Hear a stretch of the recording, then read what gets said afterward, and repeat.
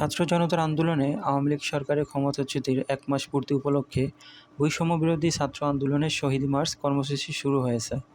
আজ বৃহস্পতিবার বেলা পৌনে ৪টার দিকে ঢাকা বিশ্ববিদ্যালয়ের রাজু ভাস্কর্য থেকে এই কর্মসূচি শুরু হয়।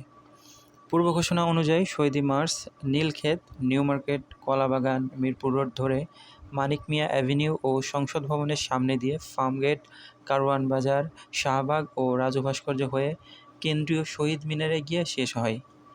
বেলা ২টার দিকে ঢাকা বিশ্ববিদ্যালয় এলাকায় গিয়ে দেখা যায়, শহীদ মার্চ কর্মসূচিতে অংশ নিতে দলে দলে হাজারো ছাত্র জনতা জড়ো হয়েছে এবং রাজধানীর বিভিন্ন শিক্ষা প্রতিষ্ঠানের শিক্ষার্থীরা সহ বিভিন্ন শ্রেণীর মানুষের অংশগ্রহণে ঢাকা বিশ্ববিদ্যালয় এলাকায় একবারে মুখরিত হয়ে যায়। তাদের বেশিরভাগের হাতে ছিল বাংলাদেশের জাতীয় পতাকা। বৈষম্যবিরোধী ছাত্র আন্দোলনের ব্যানারে গত জুলাইয়ের শুরুতে